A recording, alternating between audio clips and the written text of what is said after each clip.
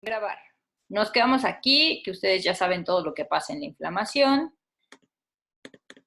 en este tipo de fármacos que se utilizan para poder resolver la inflamación. Y luego nos fuimos a unas células que son la liga entre la respuesta inmune innata y la adaptativa, que son las células presentadoras de antígeno. Y en particular nos referimos a las células dendríticas y a los macrófagos. ¿Qué es lo que caracteriza a esas células presentadoras de antígeno? Que son las únicas que expresan moléculas del MHC clase 2, que vamos a ver qué es eso, ¿no? Resulta que esta molécula les ayuda a que puedan presentar los antígenos a las células de la respuesta inmune adaptativa y en específico a los linfocitos T. Entonces decíamos, estas celulitas expresan sus moléculas MHC clase 1 porque son nucleadas, todas las nucleadas, acuérdense, tienen MHC clase 1, pero lo que las caracteriza es esto, tener moléculas del MHC clase 2 que ayudarán a poner los antígenos que vienen de fuera, los antígenos exógenos, los van a hacer cortadillo, y un cachito de ese antígeno va a estar anclado aquí, al MHC clase 2, y lo va a presentar a un linfocito T. Y pues esta era la bonita caricatura de qué era lo que estaba pasando. Esta era la respuesta inmune innata, una célula presentadora de antígeno, en este caso macrófago y una célula dendrítica, y a través de su molécula MHC clase 2, pues le presentaba este antígeno. ¿A quién? A un linfocito T. Bueno, si es MHC clase 1, es un linfocito T citotóxico al que se lo presenta. Pero si es un MHC clase 2, se lo presenta a un linfocito T cooperador.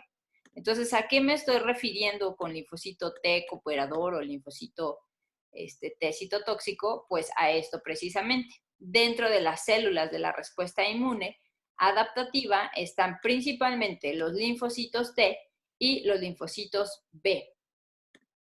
Los linfocitos T se caracterizan porque son células muy pequeñitas con un núcleo grandotote, citoplasma poco abundante, y están en la circulación, más o menos un 40% de estos, y el resto va a estar en los órganos linfoides secundarios. ¿Cuáles son esos órganos linfoides secundarios o a cuáles nos referimos principalmente? A los ganglios linfáticos o linfonodos, como quieran decirles. Estos linfocitos T se van a caracterizar por tener ciertas moléculas en su superficie. Una de ellas es esta, el CD3. Ajá. También tendrá su receptor que lo diferencia, el cual es el receptor de célula T o TCR. Y vean que este TCR tiene dos cadenitas, una cadena alfa o beta, este es el TCR más común, pero también hay un tipo de TCR que se llama gamma delta, porque es una cadena gamma y una delta. En particular, este tipo de TCR y este tipo de linfocitos T era el que les mencionaba yo en las primeras clases, que estaba abundante en los bovinos. En este caso, los bovinos no tienen 60% de neutrófilos en circulación, tienen más o menos un 30-40%, y el 60% de los leucocitos en circulación son linfocitos T con su TCR gamma delta.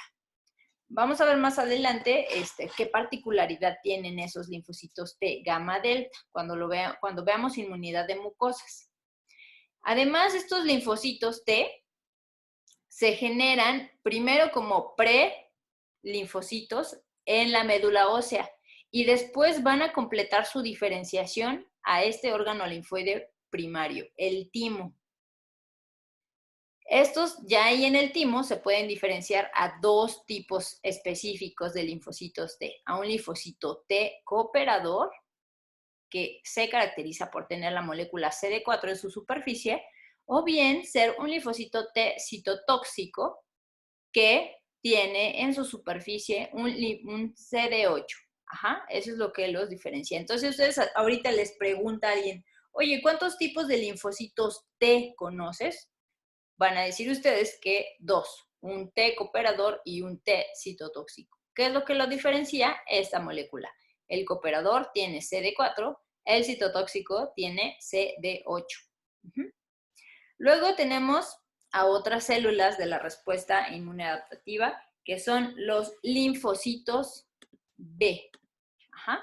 Los linfocitos B se caracterizan por tener el receptor de célula B o BCR y también es una célula presentadora de antígeno, pero esta es de la inmunidad adaptativa. ¿Qué es lo que caracteriza esta célula presentadora de antígeno? Pues la expresión de la molécula MHC clase 2 en su superficie. Estas células se originan y se diferencian en la médula ósea. Ahí van a estar la mayoría de los linfocitos B y bien poquititos, como un 5%, estarán en circulación. Estos se irán hasta los órganos linfoides secundarios a activarse y sucede a través de un tipo de mecanismo que se llama cooperación.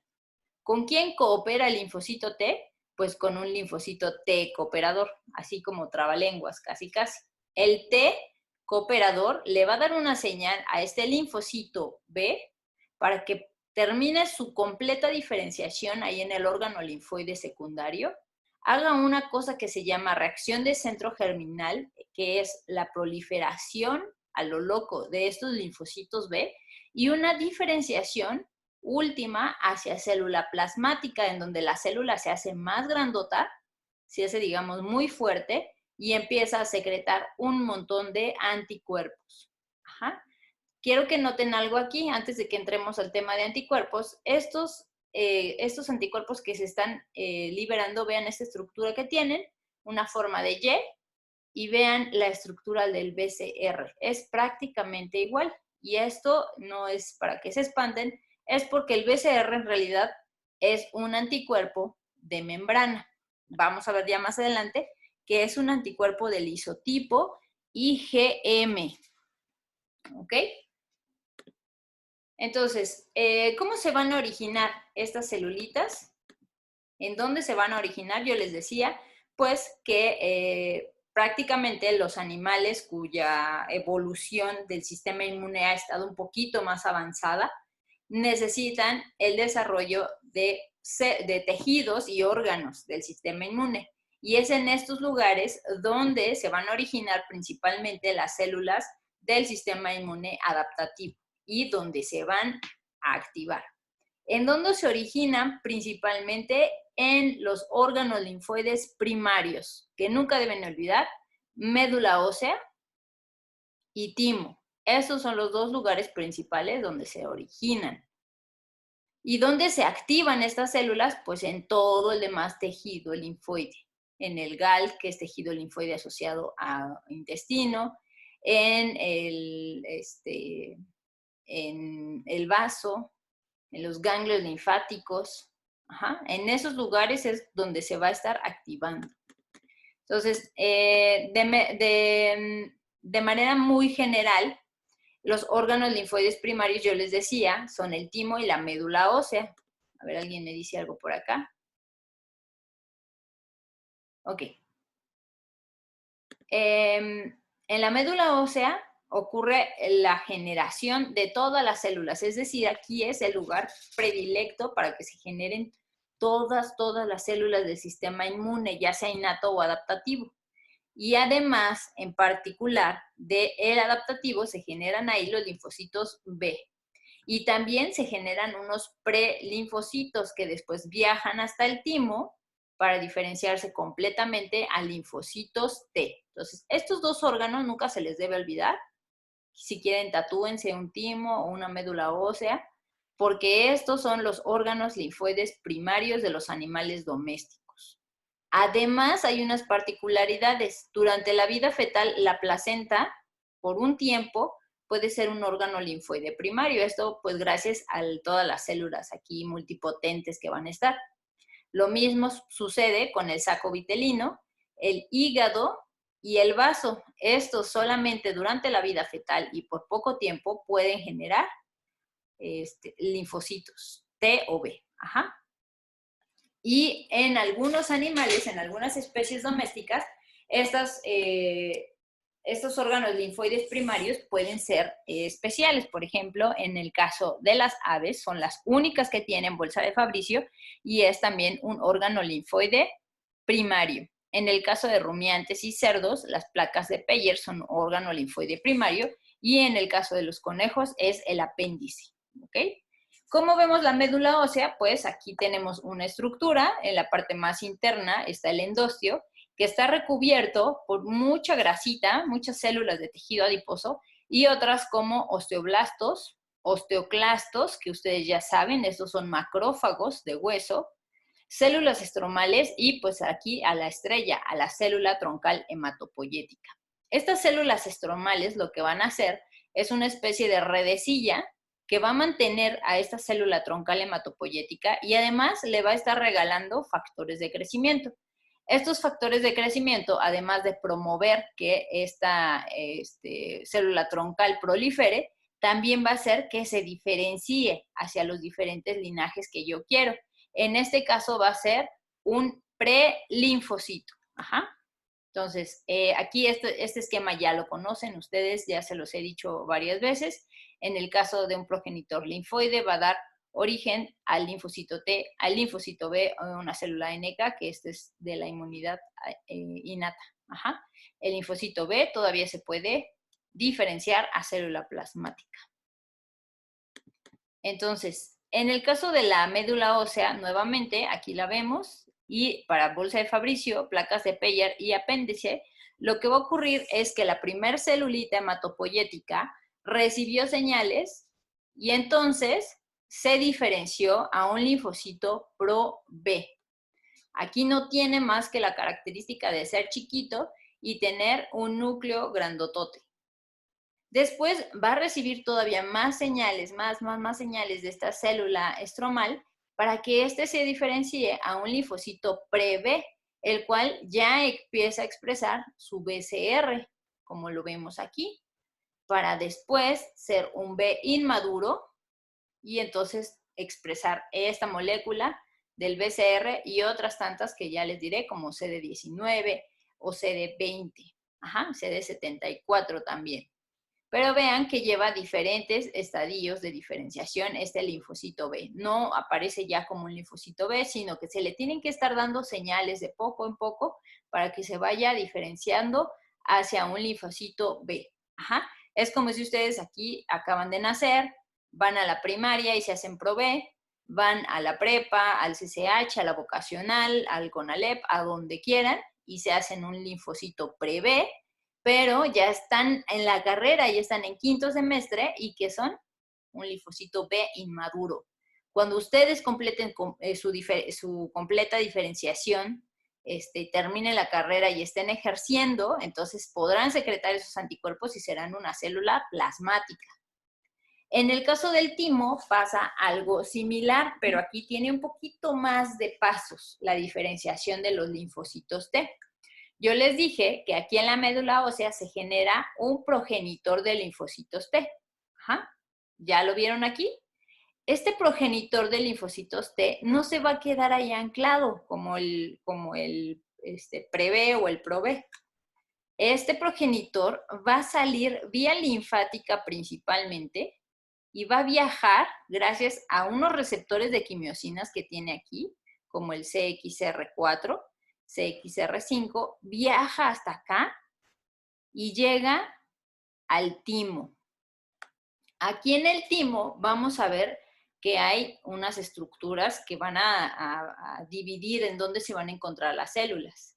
Si ustedes lo observan y si se acuerdan de sus clases de anatomía y también de histología, el timo es un órgano lobulado. Ajá. Y además, cada uno de estos lobulillos, es uno de estos, está dividido en una corteza y en una médula. En el caso de la corteza es donde van a llegar estos progenitores de linfocitos T.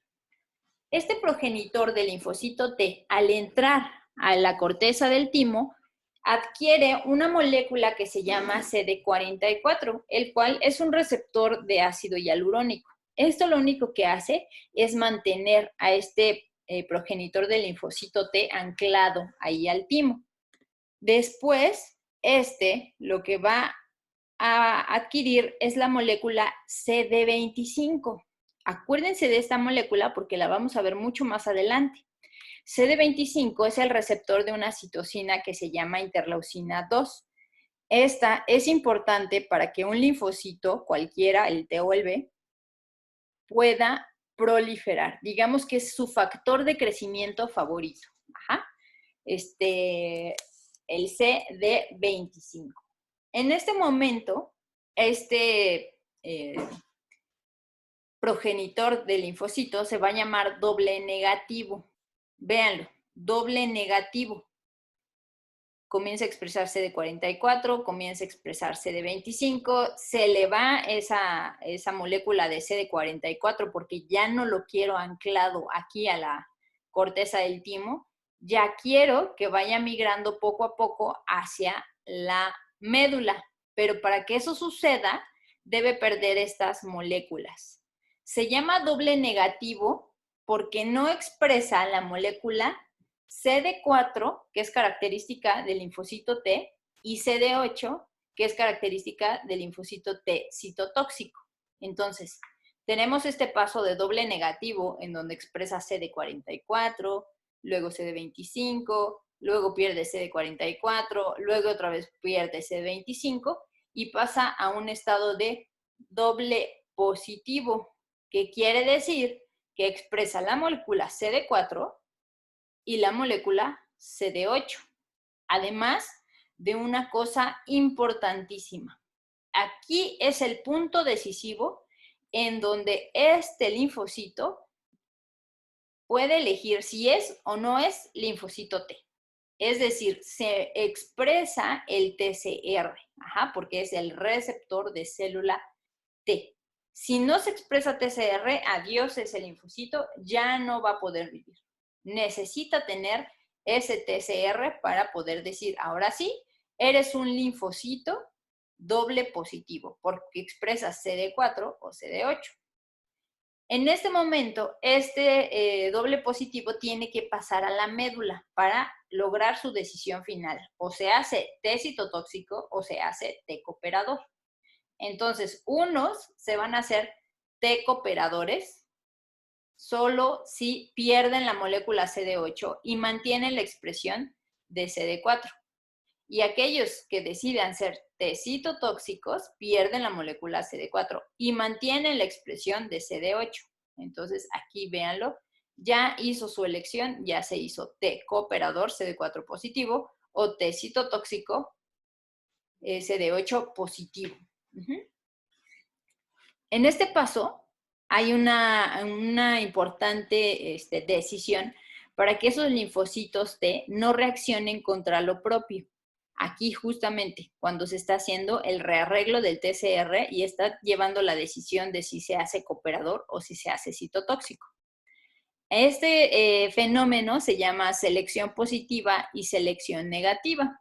¿Qué quiere decir esto? Se están seleccionando aquellos linfocitos que si son dañinos, se eliminen y que si no son dañinos, se mantengan. Entonces, en el caso de la selección positiva, tenemos a nuestro timocito, porque viene del timo, le pueden decir también prelinfocito, no hay problema. Pero esta celulita todavía es doble positiva y está rearreglando su TCR, ¿cierto? Entonces, este TCR puede reconocer todo aquello que algún péptido que esté anclado en el MHC. Entonces, antes de meterme hacia cómo lo reconoce, aquí en el timo hay un montón de células que se llaman también células estromales, muy similar en el caso de la médula ósea. Estas células estromales incluyen a las células tímicas epiteliales. En los textos la pueden encontrar como TEC, T-E-C, células tímicas epiteliales. Estas células tímicas epiteliales son una particularidad porque no son del sistema inmune y expresan moléculas del MHC, tanto 1 como 2. Entonces, es una cosa muy rara, ¿no? Entonces, las células del retículo epitelial también expresan MHC. Yamil, ¿estás por ahí? Son las mismas, también son conocidas así, según yo. Las células del sistema retículo, epitelial, perdón. Es que las células del retículo endotelial son los macrófagos. Ajá, y también son células de MHC, presentadoras de antígeno que expresan su MHC clase 2. ¿Ok? Entonces, estas células tímicas epiteliales expresan moléculas del MHC, 1 o 2, no les importa. Pero acuérdense que esto es una cosa extraordinaria. Por alguna razón, esas células expresan esas moléculas, pero no son buenas presentadoras de antígeno. Ellas no nacieron para eso. Entonces, lo único que les interesa es que tengan ese MHC. Digamos que solo se ponen ese adornito, aunque no sepan utilizarlo bien. ¿Cuál es la función de que esas células expresen el MHC? Generar un tipo de interacción del TCR con ese MHC, de tal forma que se le está preguntando a ese timocito doble positivo, oye, ¿tú tienes TCR o no tienes TCR?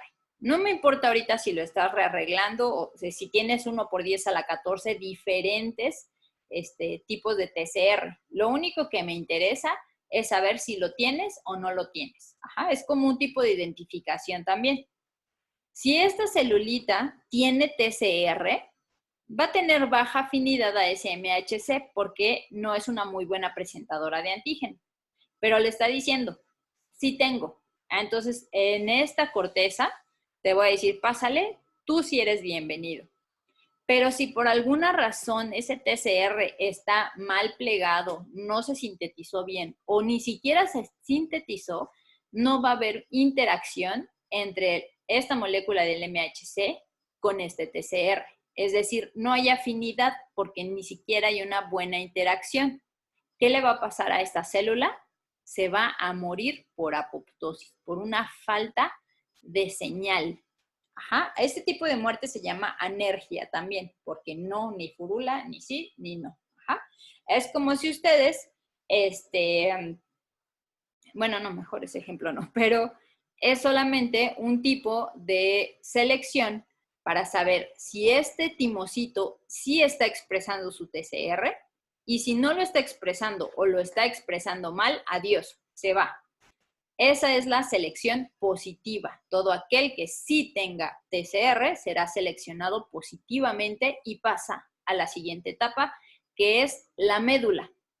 Ahí en la médula ya se hace sencillo positivo, o sea, ya se hace T cooperador o T citotóxico. Ajá, acuérdense, T cooperador o T citotóxico, T cooperador o T citotóxico. En este caso, todavía no vamos a ver esa interacción, pero es importante que sepan que junto con la señal del TCR y el MHC, necesita interaccionar la molécula del CD4 con otra molécula que está ahí en la célula presentadora de antígeno. Ajá. O sea, son dos manitas, se tienen que agarrar bien. Aquí no lo dibujé bien, pero se tienen que agarrar bien estas manitas. En este caso, aquí en la médula ya hay células presentadoras de antígeno. Ajá. Ya hay células dendríticas y macrófagos. El timo es un órgano, pues digamos que es como el representante de todos los tejidos que tiene un animal. Ahí en el timo se pueden expresar todos los antígenos que el animal va a presentar en su organismo. ¿Esto qué quiere decir?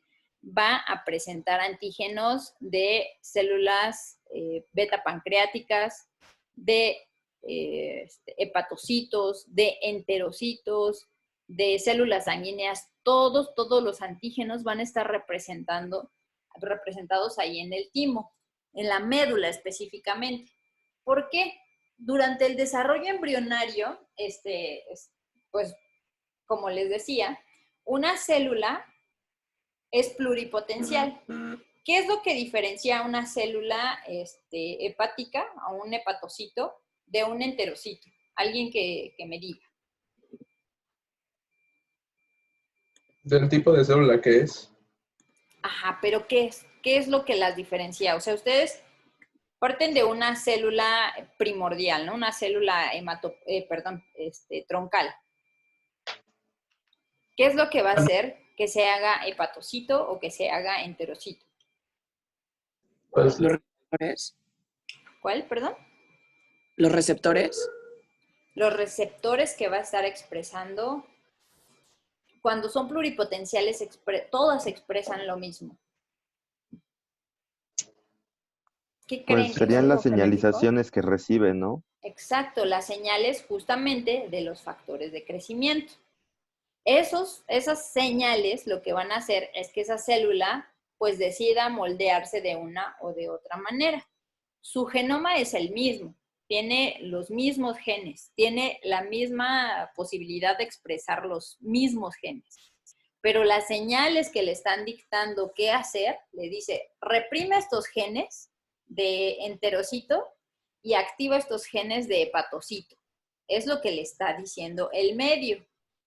Es lo mismo que va a pasar aquí. Entonces, aquí en el timo es un órgano primigenio, yo les decía. Esto quiere decir que hay células pluripotenciales, que son células que son capaces de expresar todo lo que quieran ellas. Su DNA está tan laxo que puede expresar todo lo que ellas quieran. Como esto sucede, entonces todos los antígenos que el organismo tiene, todas las moléculas propias que el organismo tiene, pueden estar expresados. Y como están ahí expresados y también hay estas celulitas, una célula dendrítica o un macrófago, adquiere esos antígenos, adquiere aquí un receptor de un hepatocito, una insulina, un colágeno, todas esas moléculas propias las adquiere, las procesa y las presenta a través de sus moléculas del MHC. Esta es una célula presentadora de antígeno, por lo tanto expresa MHC clase 1 y MHC clase 2. Ajá. Cuando esta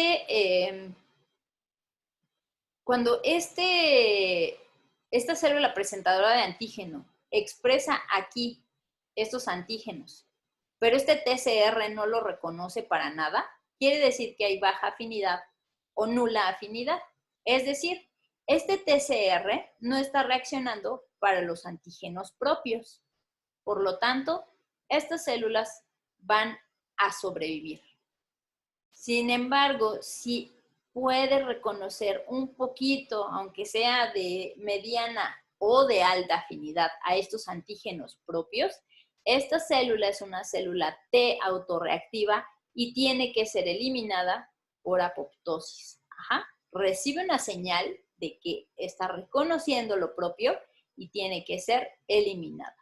A esto se le denomina selección negativa. Todos aquellos que no reconozcan los antígenos propios sobrevivirán, mientras que los que reconocen los antígenos propios se mueren. Todo esto que acabamos de ver, todo, corresponde a la generación de tolerancia central. ¿Eso qué quiere decir?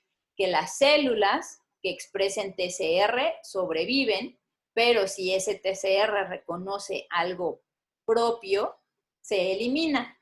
Y si no reconoce lo propio, entonces sobrevive. Se hace tolerante a todo lo que es propio. ¿Qué pasaría si ustedes tienen un animal que se infectó durante el segundo tercio de la gestación con diarrea viral bovina, con el virus de diarrea viral bovina, pero no abortó? Entonces, este animal pudo tener contacto con los antígenos de diarrea viral bovina. Ajá. Se fueron hasta circulación. O durante la etapa, vamos a ponerlo que durante el primer tercio de la gestación, porque si no, ya no podría ser el ejemplo. Durante el primer tercio de la gestación, la carga viral era muy baja, entonces no hubo aborto. Y entonces estos antígenos del virus pasaron a través de la placenta, que apenas estaba generando la placentación. Cuando eso pasa, o igual y pasaron por otra forma, porque el virus de diarrea viral bovina es muy pequeñito y además causa daños líticos, pero pasó y está ahí adentro de la placenta y después llegó como si fuera una partícula propia de ese feto. ¿Qué va a pasar? ¿Va a haber selección positiva? Sí, normal, hasta aquí no va a haber ningún problema.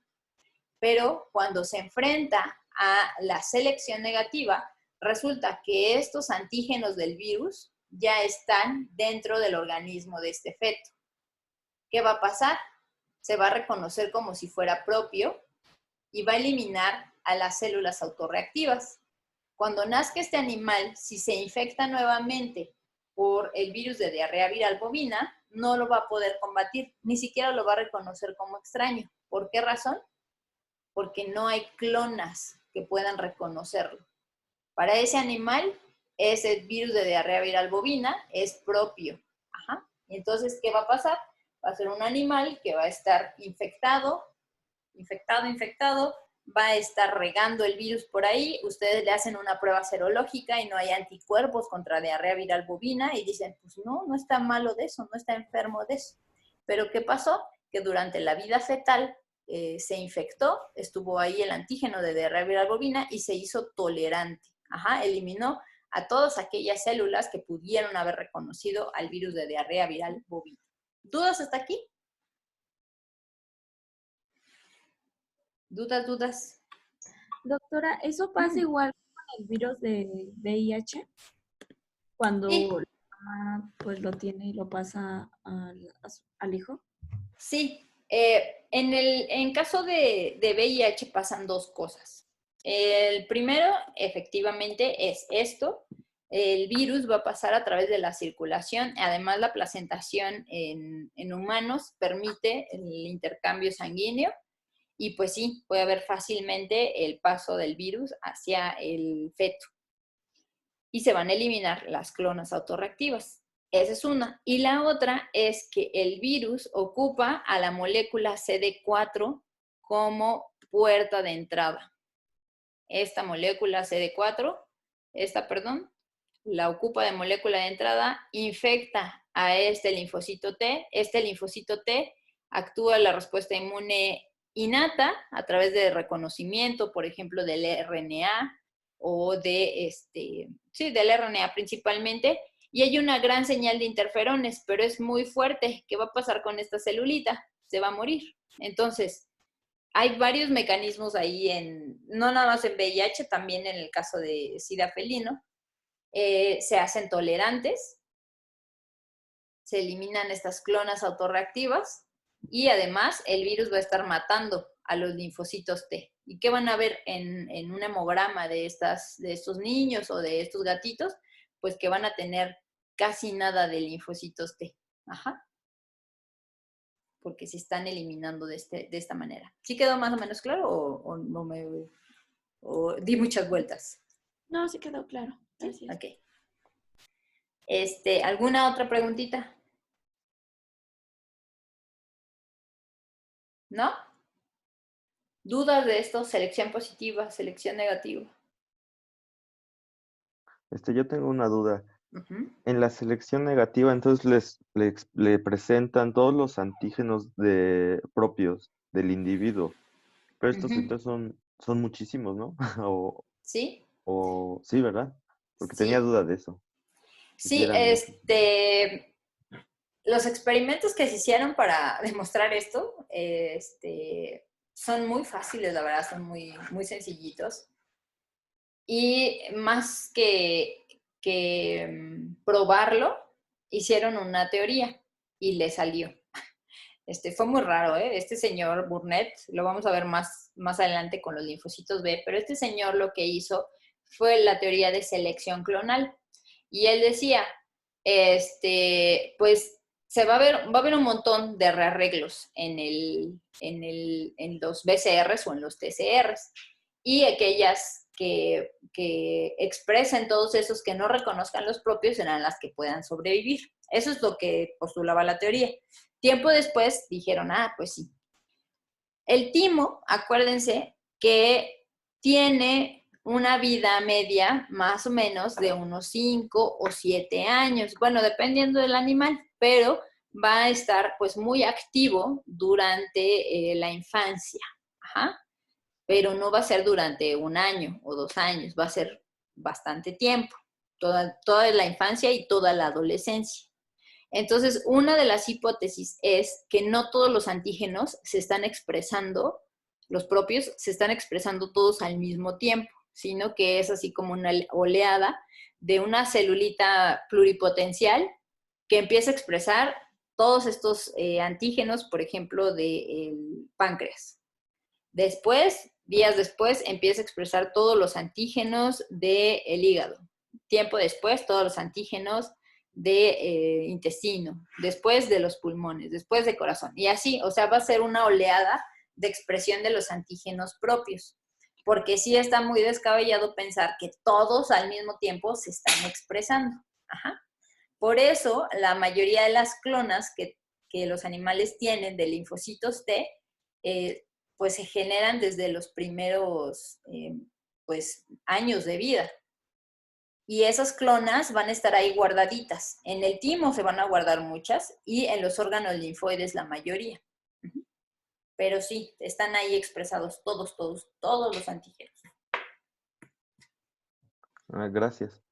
¿Sí quedó claro? O es que no sé si me estoy dando como muchas Sí, vueltas. ¿Sí? justo esa era mi duda, porque también me parecía que era como mucho al mismo tiempo, entonces, por eso. Sí. Pero gracias. Ok. Además, ahí en el timo, si ustedes, por ejemplo, quisieran hacer un cultivo de células troncales, el timo es un excelente lugar para que ocurra eso, para que las puedan aislar. Ok. ¿Alguna otra duda? ¿No? Entonces, eso es lo que no se les debe olvidar. Sí. ¿Qué pasó? ¿Qué pasó? Nada más quería saber, ¿cómo era la otra forma de llamar a la apoptosis? Es que no lo apunté. Pues, muchos textos lo vas a encontrar como muerte celular programada. Ajá. Pero yo particularmente, estoy en contra de eso. Porque una muerte celular programada es cuando se eliminan células en cierto tiempo de la vida del animal. Ahorita les pongo un ejemplo. En este caso, más bien sería un tipo de muerte celular regulada. La característica de la apoptosis es que se van generando fragmentos de DNA del mismo tamaño. Y después la célula va haciendo un tipo de burbujas de sus membranas de tal forma que vaya recluyendo todo el material que tenía dentro, incluyendo el DNA. Cuando sucede este tipo de muerte celular regulada, les digo yo, no hay inflamación. Digamos, el sistema inmune dice, bueno, se está muriendo por un proceso fisiológico. Una célula muere por apoptosis por varias cosas. Una puede ser una señal de muerte, como el TNF-alfa, por eso se llama factor de necrosis tumoral. Otros receptores y ligandos, como Fas ligando. Otros receptores, inductores, como la caspasa, que les había dicho de las NCAS, que activan pues, toda la señal para que la mitocondria se despolarice y se vaya haciendo esta fragmentación de DNA. Una célula que está viejita también, por senescencia, va a morir por apoptosis. Por eso es una muerte celular regulada, a diferencia de una muerte celular programada. Ustedes cuando nacieron, bueno, no cuando nacieron, pero cuando estaban en la vida fetal, no tenían sus manos así como ahorita. Vean sus manos. Ajá. ¿Cómo tenían su manita? Alguien que le guste mucho la embriología, que me diga. ¿Con membranas entre los dedos? Exacto, éramos como patos, ¿no? O como ranas. Teníamos esas membranas interdigitales, pero en cierto momento del desarrollo tienen que desaparecer esas membranas interdigitales. En cierto momento bien programado. Esa es la muerte celular programada. Ajá. Si ustedes se les pasara el tiempo, y seguramente se han visto defectos físicos como esos, en donde si todavía les queda un remanente de, pues de oreja o de cosas así, ¿no? Como En los animales que he visto, a ver, déjenme pensar. Pues que no se les separan bien las pezuñas, eso es como uno de los más comunes, o que las orejas se quedan pegadas. Ahí es que hubo un defecto en una muerte celular programada. Entonces, apoptosis o muerte celular regulada, les digo yo. Pero en los textos lo van a encontrar como programada. Quiero decirles Creo que la compañera se refería, perdón que le interrumpa, Ajá. que cuando es la selección positiva con la célula tímica epitelial, mueren por apoptosis o dije otro nombre ahí. Ah, ya. La apoptosis es cuando se da por anergia. Cuando una célula ya no obtiene señal, gracias. Cuando una célula ya no tiene señal, entonces se llama anergia. Hagan de cuenta esto, ustedes tienen a su novio o a su novia y al inicio, ¿qué va a pasar? Pues les regalan peluches, chocolates y todo está muy bien y el noviazgo muy bonito, ¿no? Pero de repente pasan los meses, quién sabe qué pasa, y ya ni se arregla, ¿no? Ya no les llama, ya no les pregunta cómo están. ¿Qué va a pasar? Ustedes van a perder el interés. ¿Y qué va a suceder? La relación va a morir por anergia, porque ya no hay ninguna señal que siga manteniendo con vida a esa célula llamada relación. ¿Ok? Exacto, casos de la vida real. Todo lo que vemos en Inmuno lo pueden aplicar en la vida real. Nada más ahí, seguro lo van a ver en patología, pero la diferencia con la necrosis es que en la necrosis la muerte es completamente desregulada. La célula se revienta, tiene un daño físico, un daño mecánico, un daño químico, y sus componentes se liberan. Parte de sus componentes, spoiler alert, son los DAMPs, ¿no? Patrones moleculares asociados a daños, y eso sí generan inflamación, a diferencia de una célula apoptótica. Si una célula apoptótica no se remueve rápidamente, entonces sí puede generar la necroapoptosis, en donde esta celulita pues ya está tan viejita y ya está toda muerta que sí puede liberar cierta cantidad de su material intracelular, generando un poco de inflamación. No tanto como en la necrosis, pero puede suceder. Ajá. ¿Alguna otra duda? ¿No? Ok. Bueno, esos son los órganos linfoides primarios principales, médula ósea y timo. En el caso de la bolsa de Fabricio sucede prácticamente lo mismo que en la médula ósea. Hay células estromales que le van a estar dando de señales a estos linfocitos B para que se vayan diferenciando poco a poco. Ajá.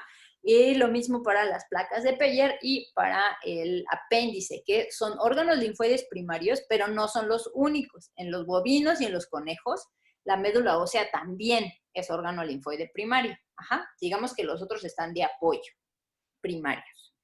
¿Qué va a pasar después de estos órganos linfoides primarios? Pues ahí se generaron linfocitos B y linfocitos T.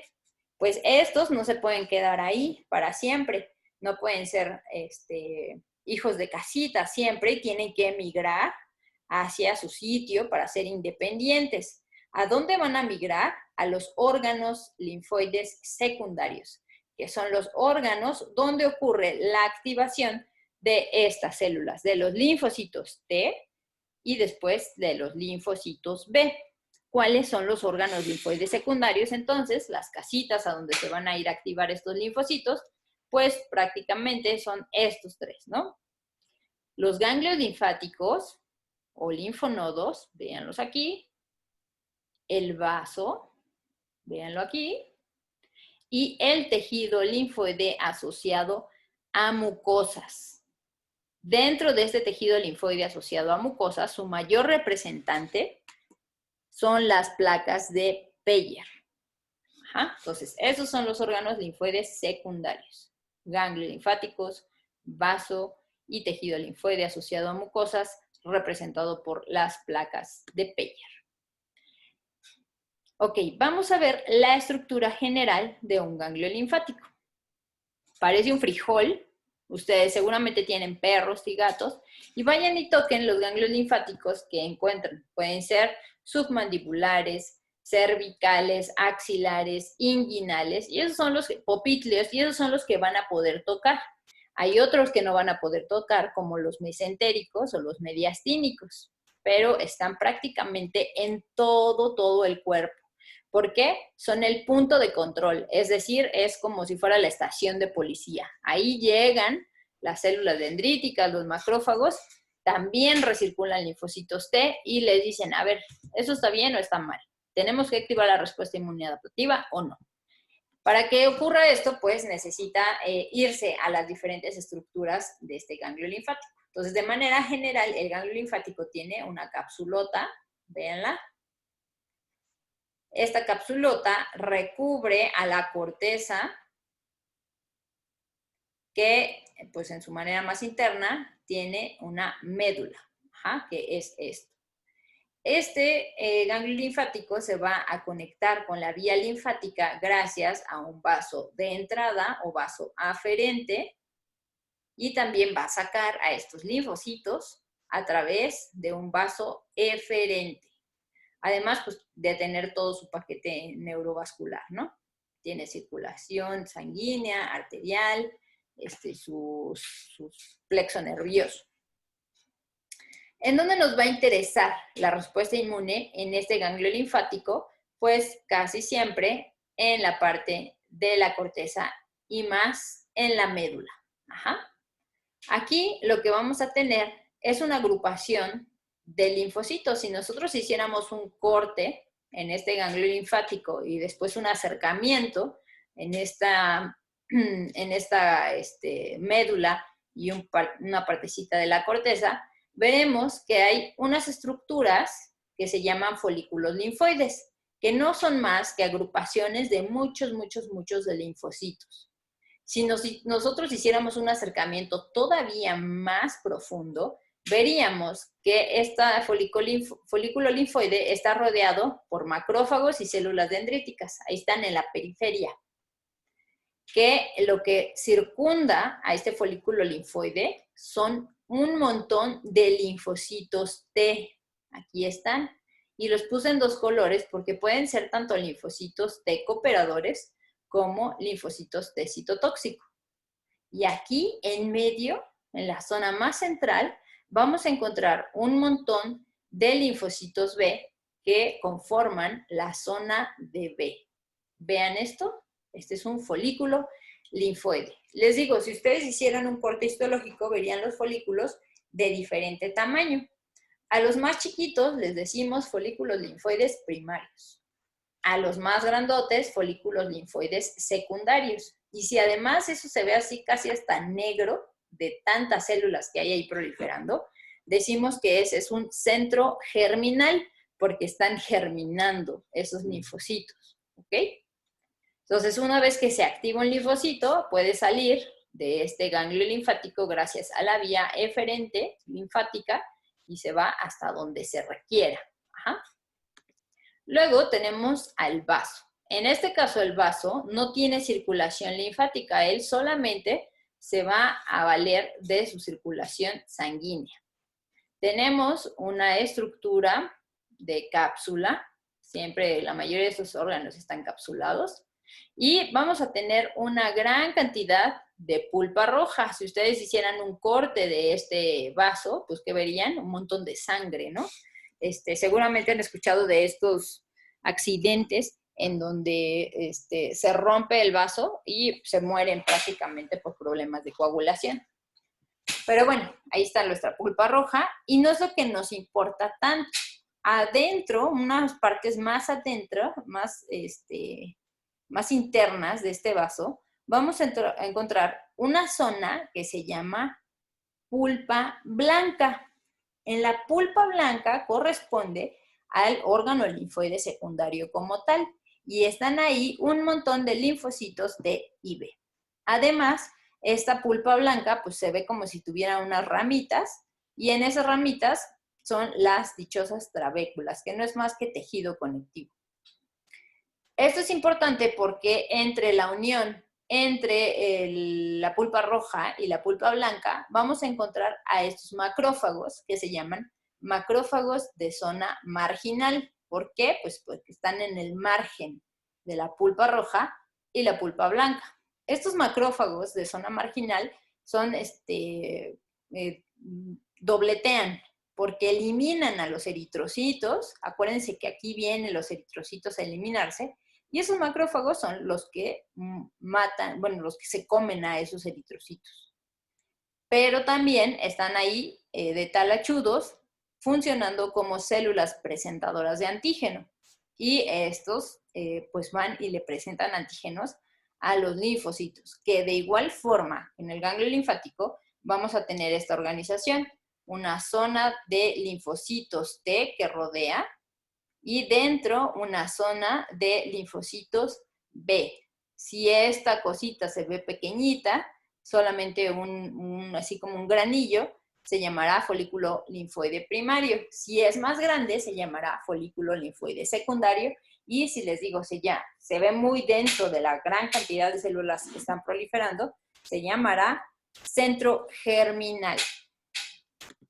Y luego tenemos el tejido linfoide asociado a mucosas.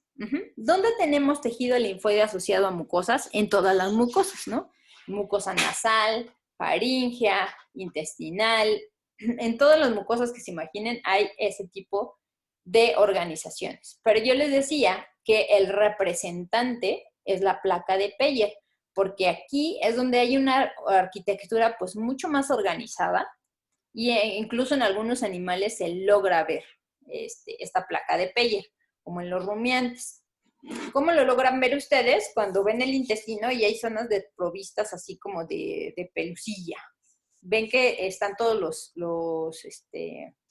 las vellosidades intestinales, y sí se puede ver un poco, pues como pelucita. Ajá. Pero hay zonas que están completamente desprovistas, como si estuvieran pelonas, y esos son los lugares donde están las placas de Peyer.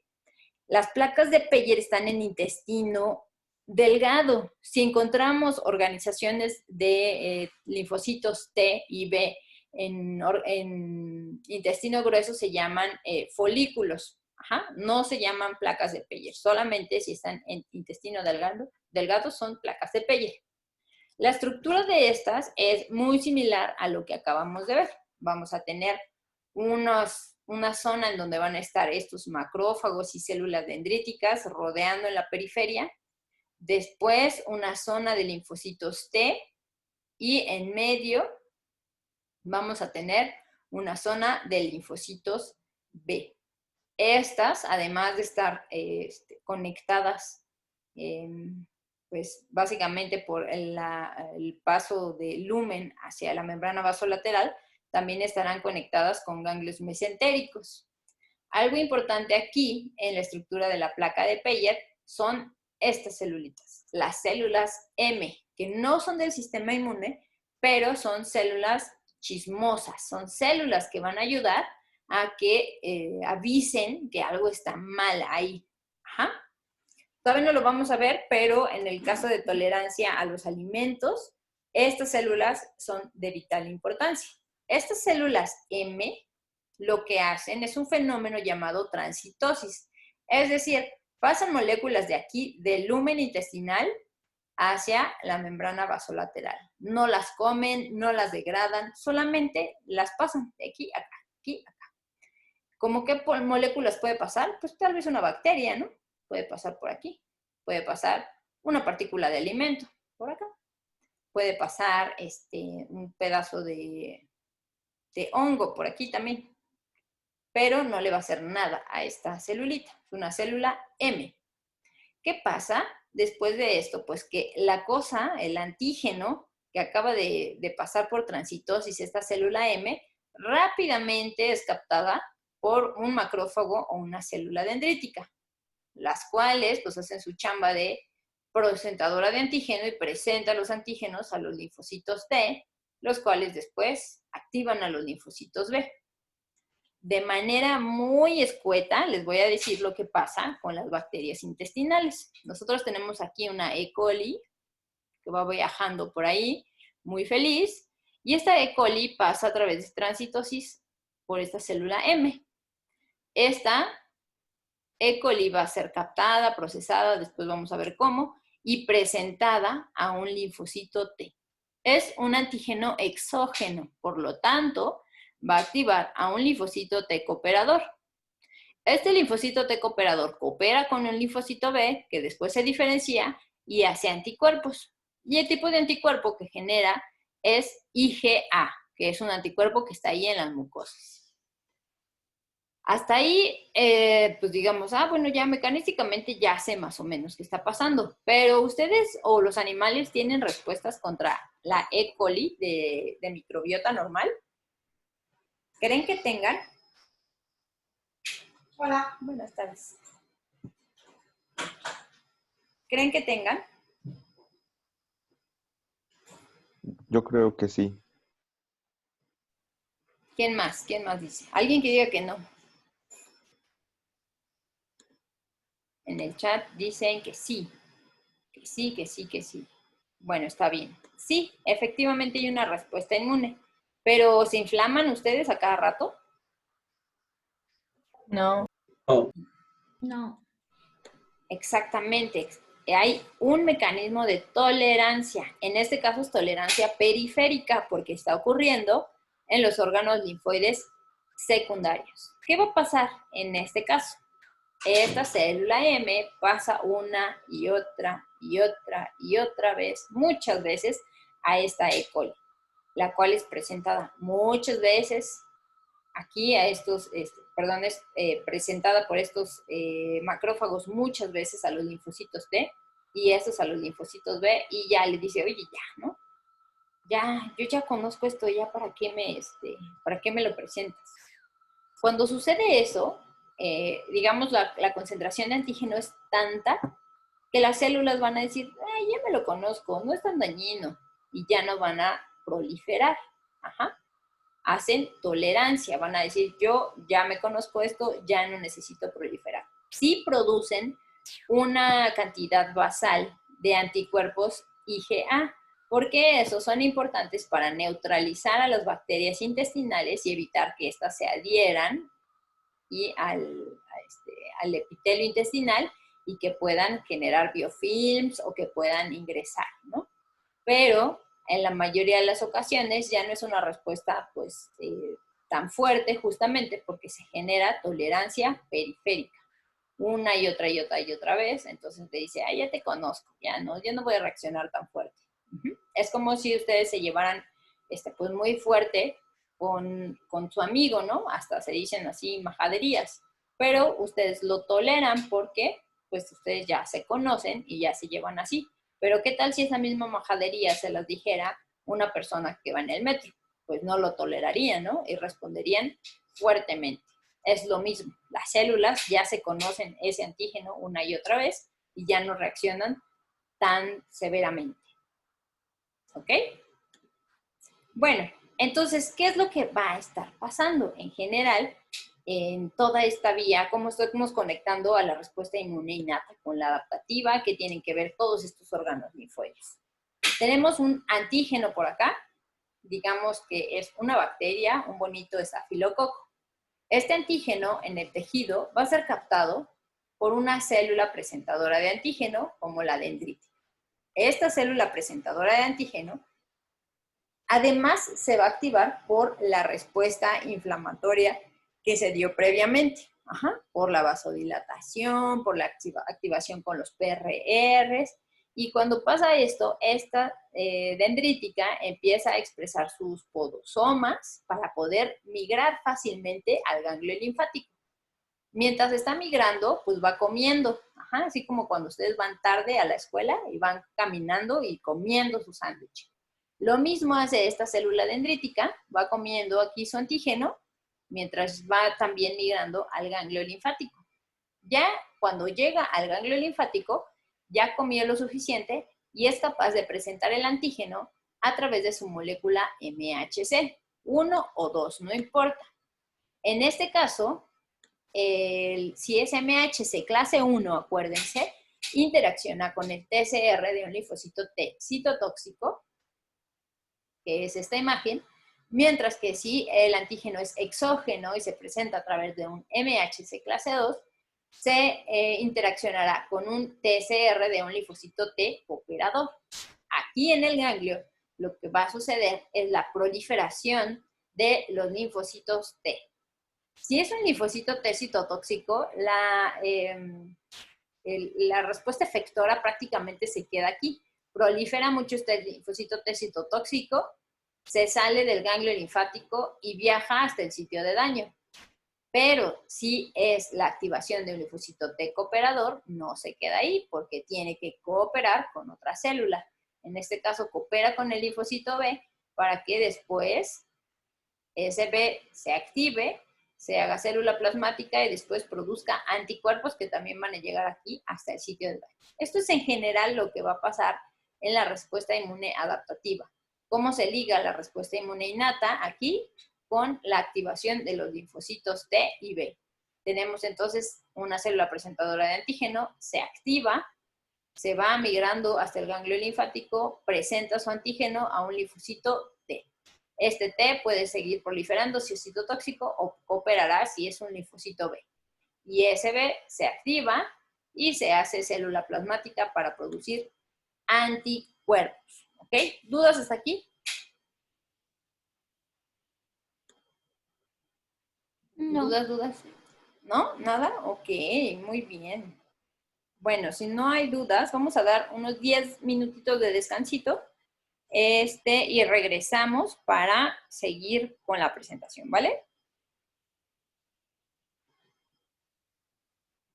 No se me duerman. Nos vemos a las 12:30. Sí, doctora, gracias. Vale, bye. Ahorita nos vemos.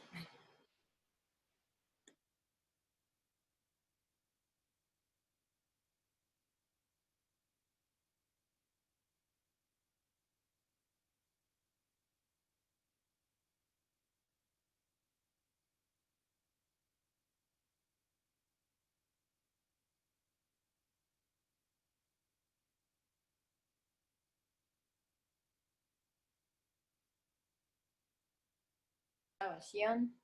Y pues ya, nada más lo que se fueron a refrescar un poquito, solo para que recuerden qué es lo que va a pasar durante la activación de la respuesta inmune adaptativa. Tenemos aquí a un antígeno, digamos que es esta bacteria.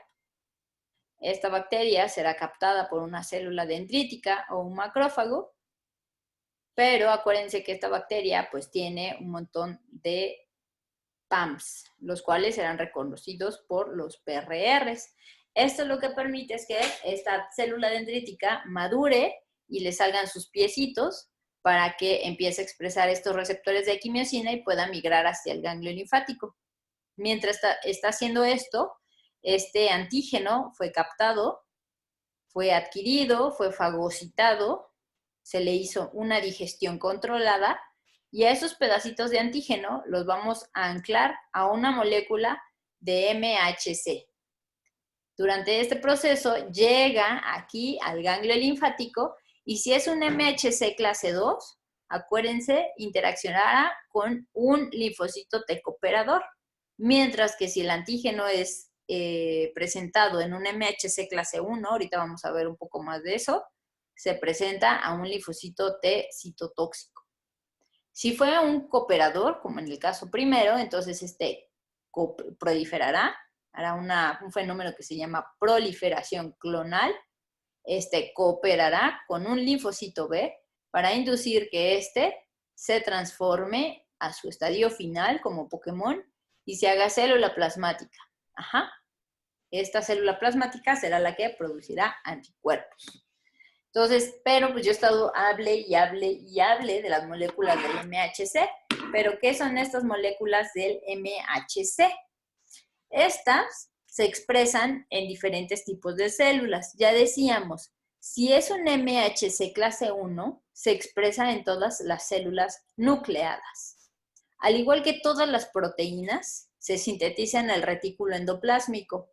Pero lo importante de esta es que ahí se queda guardadita hasta que después le llega un péptido derivado de un antígeno para que pueda posteriormente viajar a la membrana plasmática y presentar a través de esta estructura.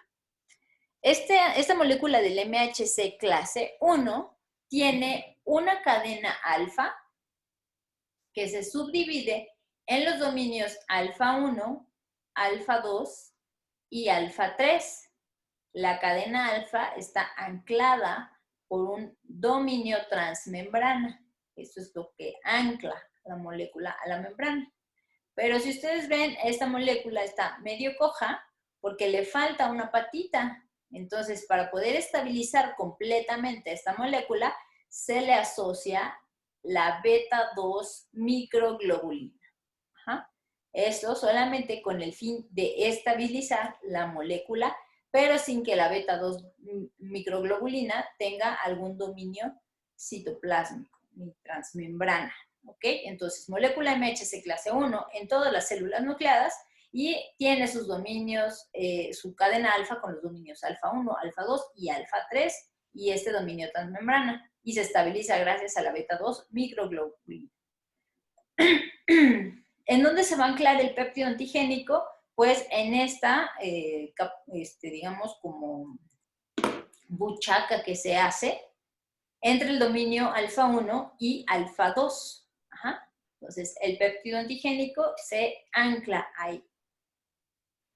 Cuando ya está en la superficie de la célula, este MHC clase 1, junto con ese péptido antigénico, entonces se lo va a poder presentar al TCR.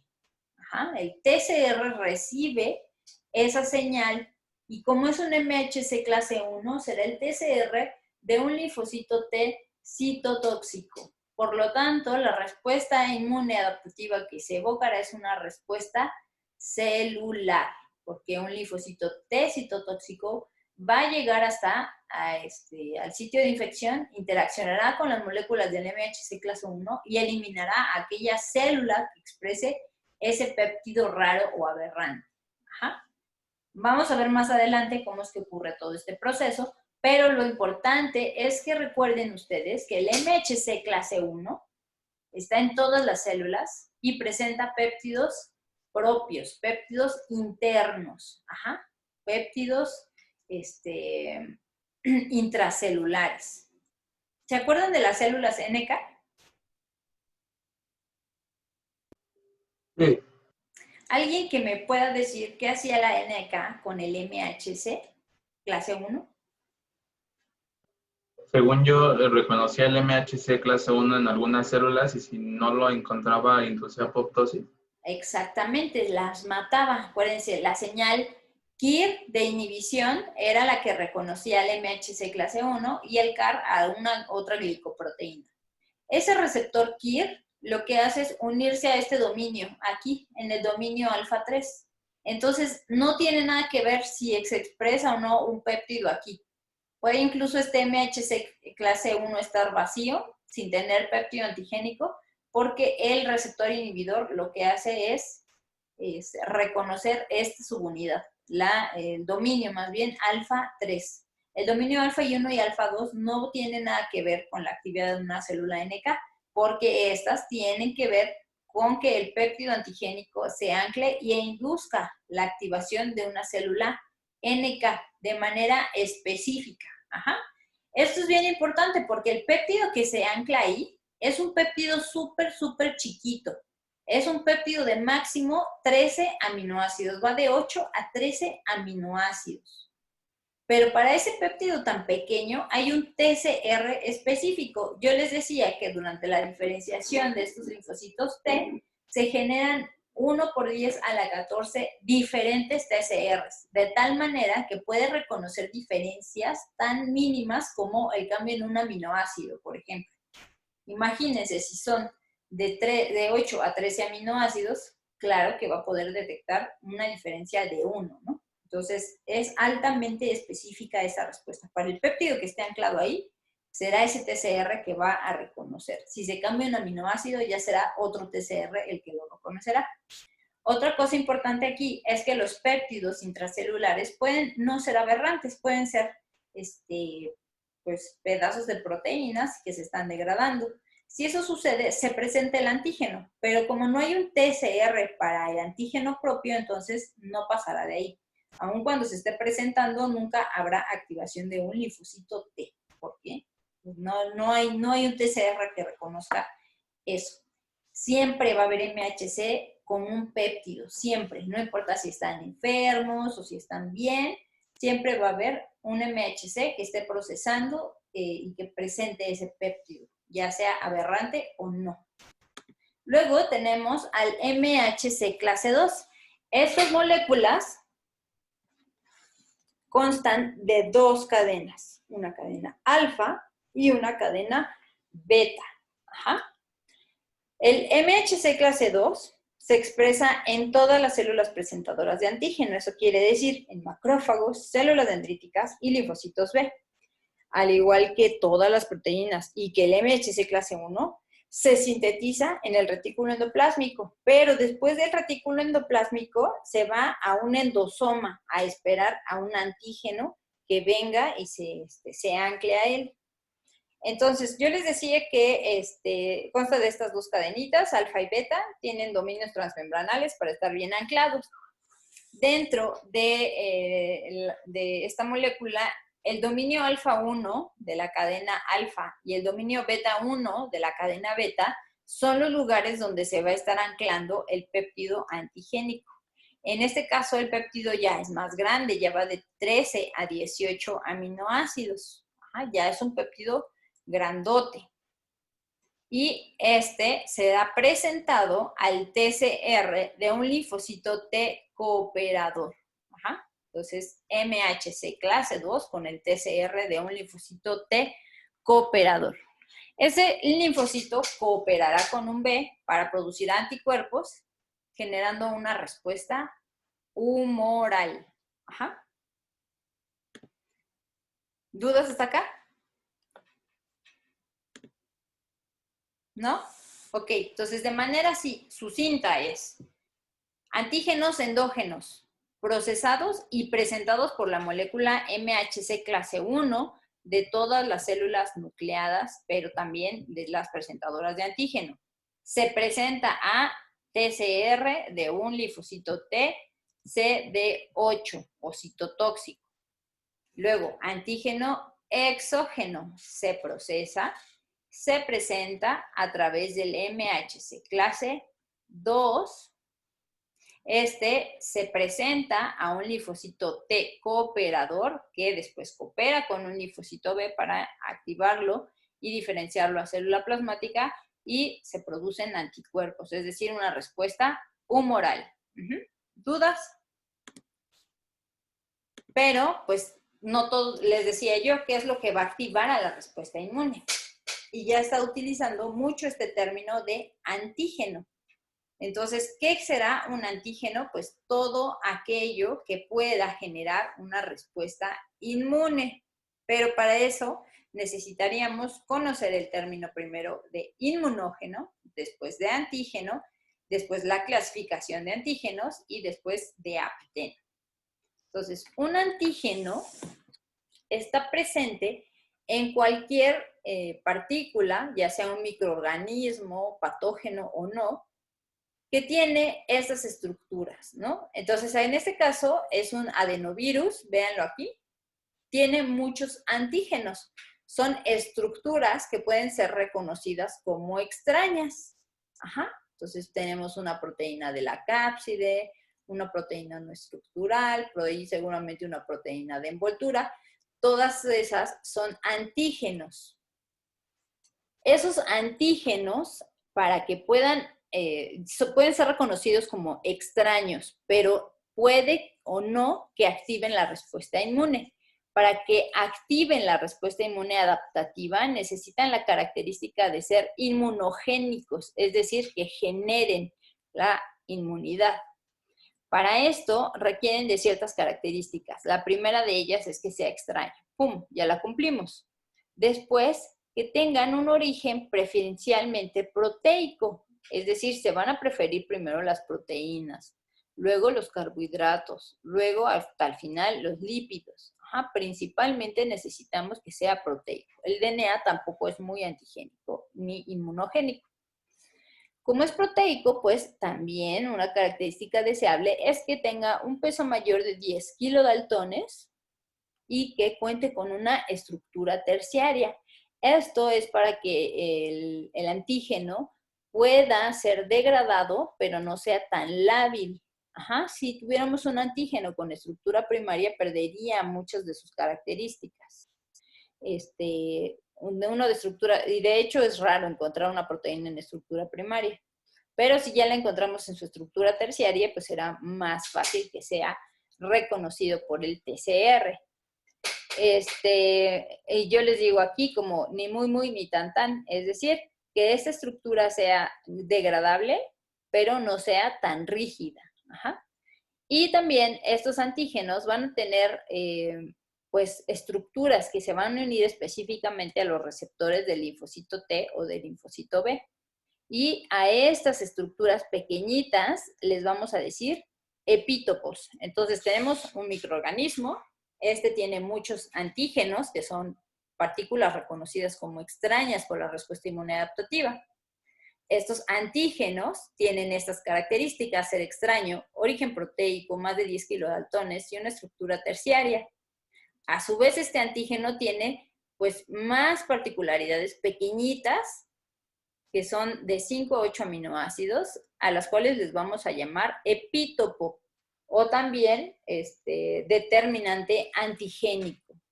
El epítopo o determinante antigénico es lo que permitirá la unión con el TCR y con el BCR.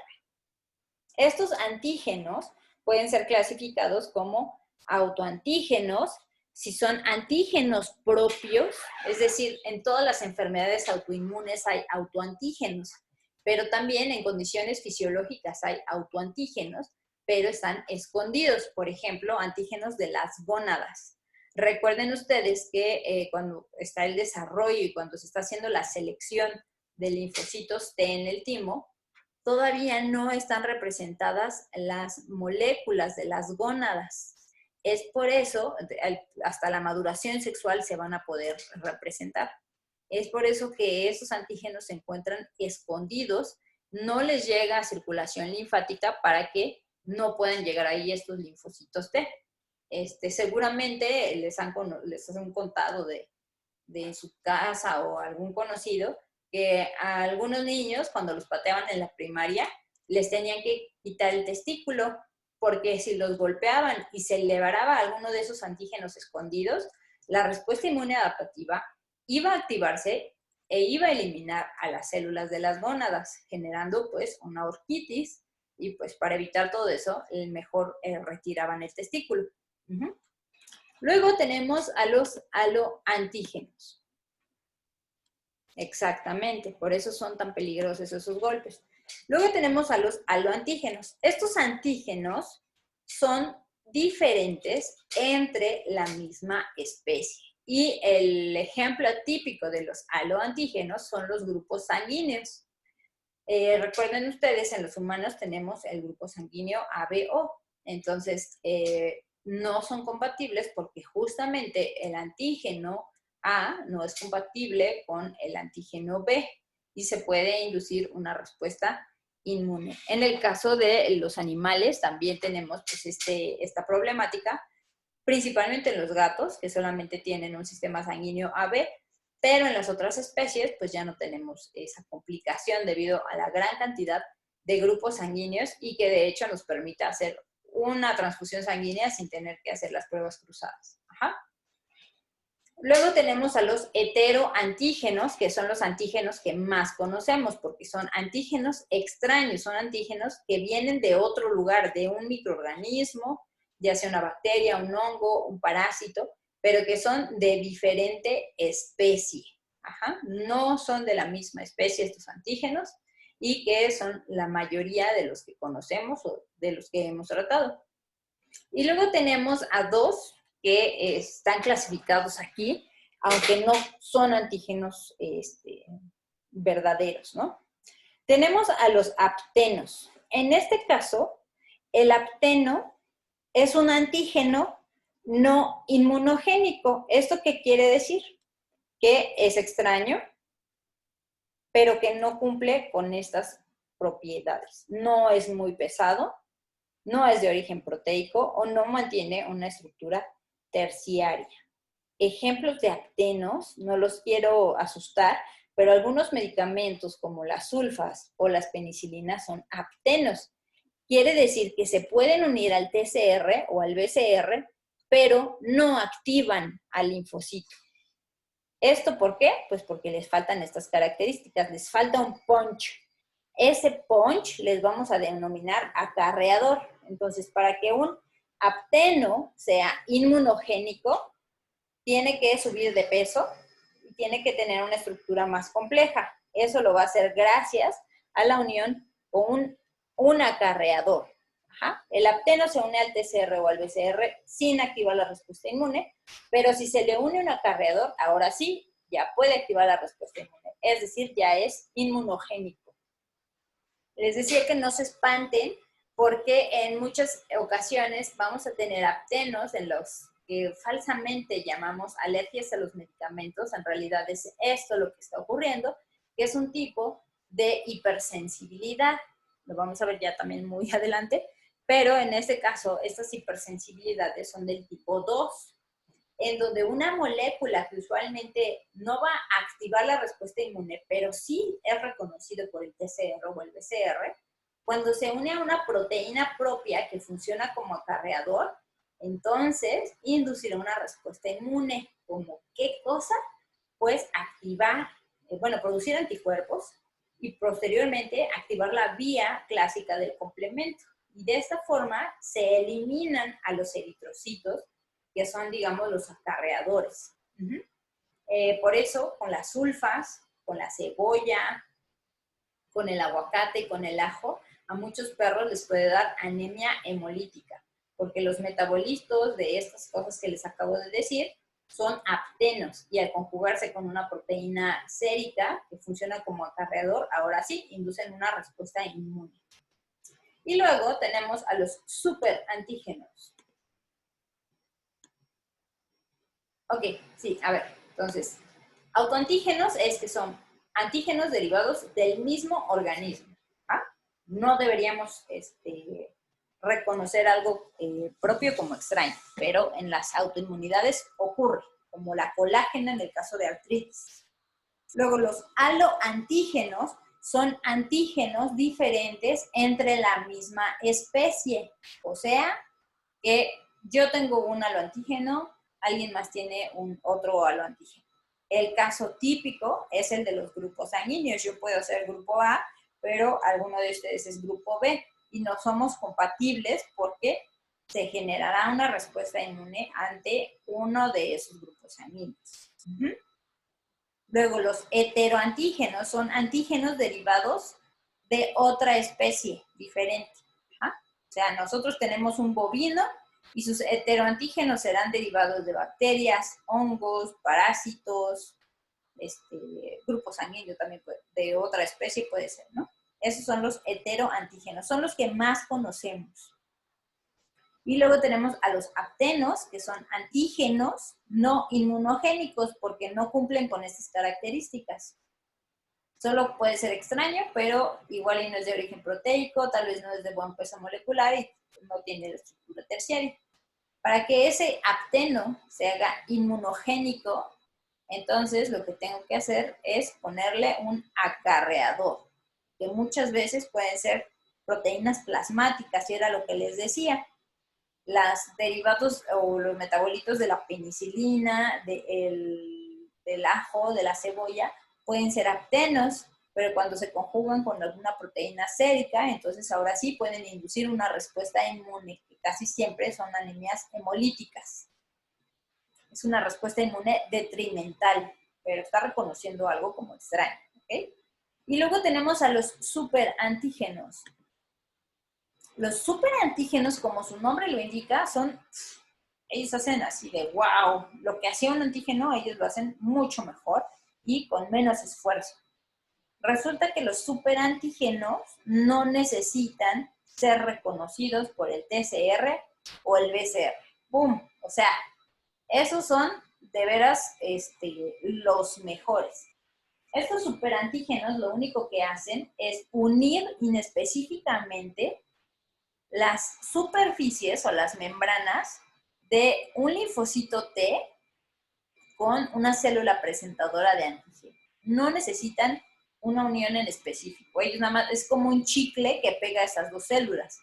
Pero como las pega tan fuerte, entonces el linfocito T comienza a proliferar como loquito y se genera una respuesta inmune policlonal, es decir, cualquier clona se va a estar activando.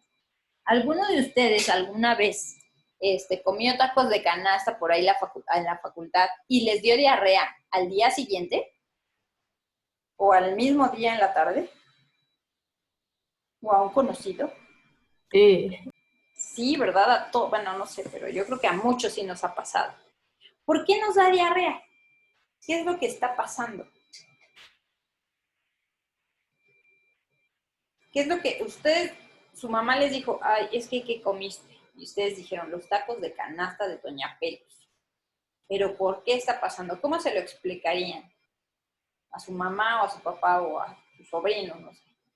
¿Qué le dirían? ¿O qué saben hasta ahorita de eso? ¿Por qué les da diarrea?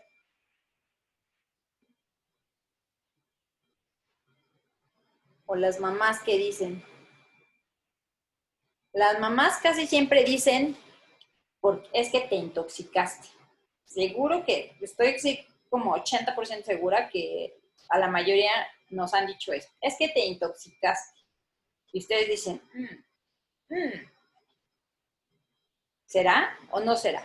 Pues bueno, la respuesta está en los superantígenos. Muchas de las bacterias, como el estafilococos, o los, sí, por andar comiendo en la calle, exactamente. Los estafilococos o también los bacillus secretan muchas enterotoxinas, entonces hasta ahí la mamá está bien, te intoxicaste porque hay una toxina. Pero ¿qué es lo que hace esa toxina? Pues no lo típico que hace la toxina del cólera, ¿no? Que activa a la MPK y entonces se activa la adenilatociclasa y casi se seca la célula. No es por esa vía, que es la típica que conocemos de una toxina. En este caso, las enterotoxinas del estafilococos o del bacillus, lo que hacen es lo que les decía hace rato. Voy a regresarme una para explicar. Unen al TCR por acá con el MHC por acá. O sea, hacen un tipo de pegote aquí. Pero vean que no toca para nada el sitio de unión donde está el antígeno. O sea, son tan grandes estos superantígenos que ni siquiera caben en el surco de las moléculas del MHC y por lo tanto ni siquiera pueden ser reconocidas por el TCR. Pero ellas quieren ser reconocidas. Entonces, ¿qué es lo que hacen? Unen inespecíficamente en las porciones invariantes tanto del TCR como de la molécula MHC, clase 1, clase 2, no importa, pero generan este tipo de pegote. Cuando queda este pegote, las células quedan así como ancladas, es como una relación tóxica eso. Y la célula, linfocito T empieza a proliferar así como loco, está así anclado a esta molécula MHC clase 2 y genera una gran cantidad de clonas que producen citocinas, que generan inflamación y que hacen que su intestino se empiece a mover mucho y a tener diarrea. Entonces, esa es una respuesta a un superantígeno. Las diarreas así de horas después de que ingirieron el alimento es debida a este tipo de moléculas que no tienen que ver con la interacción específica. Es una molécula que actúa de manera inespecífica aquí como un pegote, pero que generan una gran respuesta inflamatoria. Hubo un caso en los 70s muy, no, de hecho, ahí está, esa es la cosa, no hay afinidad. Esta molécula es como un pegote. Por ejemplo, la leche o la albúmina son moléculas que se unen muy fácilmente a cualquier proteína. A cualquier proteína se van a estar uniendo. Algo así son los superantígenos. Son tan grandotes que solamente unen la superficie de las células haciendo entrecruzamiento de receptores, pero no es ni por afinidad ni por nada. O sea, puede ser por cargas o porque es una molécula muy grande. Ajá. No, no hay personas más sensibles a los superantígenos. Esto puede ocurrir en cualquier célula. De hecho, no nada más se entrecruzan los receptores de linfocitos T y linfocitos B. Se pueden entrecruzar receptores de muchas otras células, pero pues esas son las que generan la inflamación. Carmen, no hay personas más susceptibles a los superantígenos, pero sí hay personas más susceptibles a otros antígenos como a los alergenos. Ajá. Ahí sí hay un poco más de susceptibilidad debido a que este tipo de personas y también de animales tienen un polimorfismo en la interleucina 4 que las hace pues más sensibles, que su respuesta sea todavía más potente. Pero eso es en otra hipersensibilidad. En el caso de los superantígenos, a todo les pega por igual. Ajá. Dice, si todos comen lo mismo y solo uno se enferma, ¿es por su microbiota? Sí, justamente. Acuérdense que dentro de de las barreras físicas, químicas y microbiológicas, tenemos a la famosísima microbiota. Si nosotros tenemos la cantidad suficiente de la microbiota, evitará que se unan estos superantígenos o que incluso bacterias patógenas hagan biofilms en el epitelio intestinal. La microbiota es ¿cómo decirles? Es como un balance finísimo. Tenemos dos poblaciones principales de bacterias en el intestino. Se llaman bacteroidetes y firmicutes.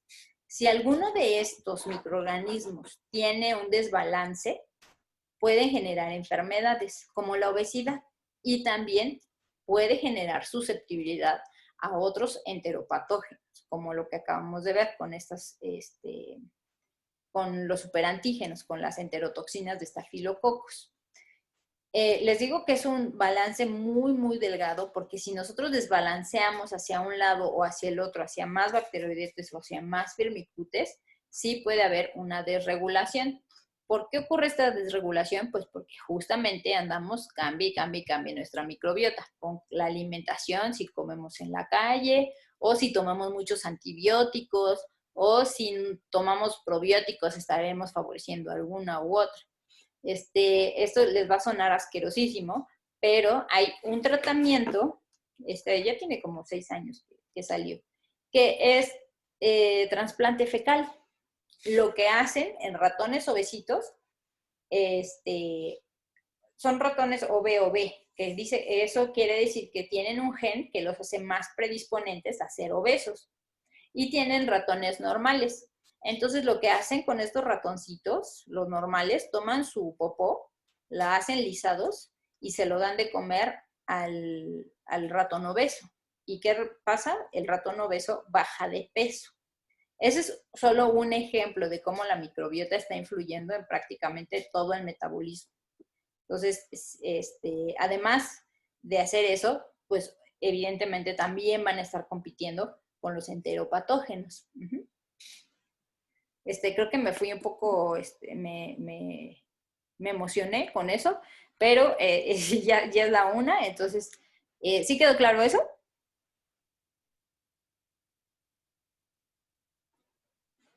Ok. Bueno, entonces, antes de que se me vayan, nada más les voy a hacer un par de anuncios. El primero es viernes 6 de noviembre, hay examen. Ajá, va a ser su primer examen departamental. Lo vamos a hacer en línea a la hora de clase. No se preocupen, no está difícil. Y vamos a dar un repaso el día miércoles. Es parcial, examen parcial. Es que, perdón, creo que dije departamental, pero no tenemos departamental. Es pues cada profesor hace su examen. Entonces, en mi caso, voy a hacerlo en línea. El segundo examen va a ser combinado, va a ser una parte en línea y la otra va a ser escrita, a desarrollar. Y el tercer examen otra vez va a ser en línea. Entonces, para nosotros, el primer examen va a ser el día viernes 6 de noviembre y vamos a dar un pequeño repaso el día miércoles. Ajá, un repaso así como para que ustedes digan, sí es cierto, eso era. La plataforma por la que vamos a hacer es Classroom. Ajá. Si están de oyentes, pueden hacerlo. Solamente pónganme al lado de su nombre, que son oyentes, para no estarlos buscando no está en la lista. Ajá. Lo vamos a hacer por Classroom. Ese es el primer anuncio. El segundo anuncio es, bueno, van a ser 3 anuncios. El segundo anuncio es que ya me pueden decir o ya pueden elegir quién va a ser el cómic de inflamación. Ajá, bueno, a ver, si quieren me dicen la siguiente clase. Ese es el de inflamación. Sí, va a ser de formato Google. Ajá. Déjenme ver. Inflamación sería uno de Yo creo que los que hagan inflamación tienen que ser varias personas y van a hacer un cómic. Alguien que haga el cómic de PRRs. NK ya lo hice, ya alguien lo eligió, ¿verdad? Sí, doctora. Ok. Entonces, va a ser uno de PRR Spams y Dumps. Entonces, alguien ya vaya pensando eso. El otro va a ser de inflamación. Fagocitosis, ¿ya lo habían tomado? No, ¿verdad? ¿Sí? Ahí les voy a poner el meme de profes de antes. Silencio en la clase. Profes de ahora. Chicos, contéstenme, por favor.